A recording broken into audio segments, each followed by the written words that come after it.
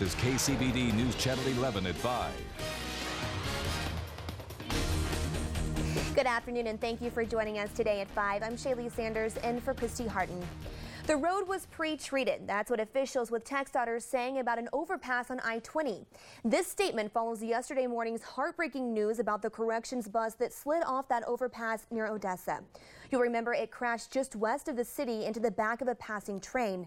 The impact ripped open one of the train cars and killed 10 people, 8 inmates and 2 corrections officers.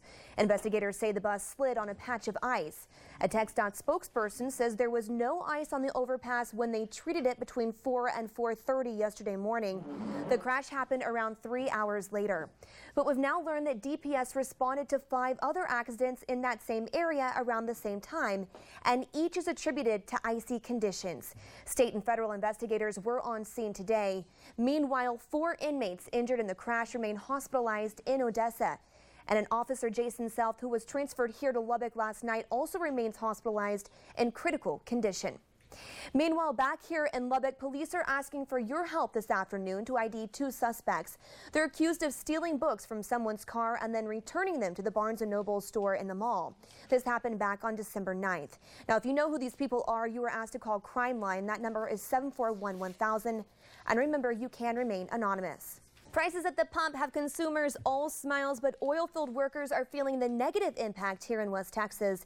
KCBD News Channel 11's Taylor Langston has been looking into what this could mean for the South Plains. She joins us now with details. Taylor? Well, Shaley, earlier this week in his State of the City speech, Mayor Glenn Robertson mentioned that the drop in gas prices could result in layoffs in the West Texas oil industry. He says that he anticipates when people leave those oil-rich cities, they'll be drawn to places like Lubbock. He says as the hub city, Lubbock provides things like education, stable economy, and education, all items that make this a good place to call home. We'll also, I think, see some people moving back into Lubbock, into the Lubbock job market from the oil field. They left here a couple of years ago seeking higher wages and the greener grass. But Dr. Marshall Watson at Texas Tech says there's no sure way to determine where those people will actually go. When those jobs die, I don't know if they're just going to move to the nearest city. They're going to move where there's a job to feed their family. We'll have more details on this discussion coming up on KCBD at 6. Shaley, back to you. We send our attention now across the globe to Paris, where more soldiers arrived today to reinforce security there. The additional troops come in the wake of the deadly attacks by Islamist gunmen in the French capital. The Defense Ministry announced last week that a total of 10,500 military personnel would be deployed on French soil. In the capital, security outside media outlets, transport hubs, synagogues, and Jewish schools has been beefed up as well. Meanwhile, in Pakistan today, lawmakers there approved a resolution condemning the publication of the images of the Prophet Muhammad in the satirical Charlie Hebdo magazine.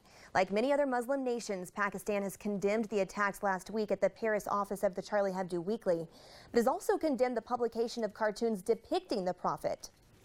We condemn sketch makers, we condemn blasphemers, we curse Charlie Hebdo, we curse European Union, we curse blasphemers.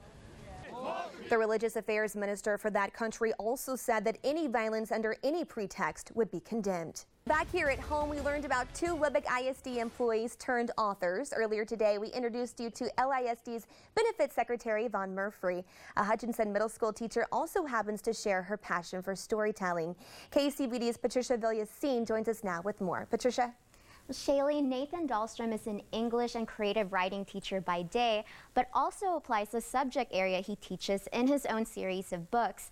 His series, The Adventures of Wilder Good, follow 12-year-old Wilder Good's life in the outdoors. Much of Wilder Good's adventures are set in West Texas and were inspired by Dahlstrom's childhood. What I like is it's promoting an engagement with nature. Not something dangerous, but getting off the couch, getting off the video game, and saying, hey, this kid has experiences with rattlesnakes or with snakes or just with outdoor stuff. And so I hope the books influence kids to go outside and engage that real adventure that I think is outdoors. There are currently 2 books in the Wilder Good series that are out, but Dahlstrom plans on writing more. You can find his books at Barnes & Noble, Hastings, and online. We'll have more on the story coming up at 6. Shaley, back to you. Thanks so much, Patricia.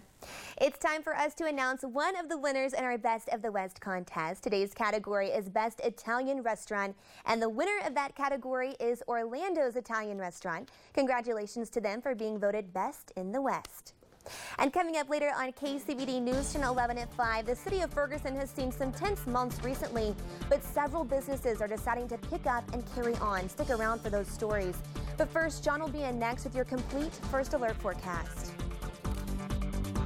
After the killing of Michael Brown in August and a November grand jury decision not to indict the police officer who shot him, Ferguson, Missouri was hit with days of riots, looting, and fires.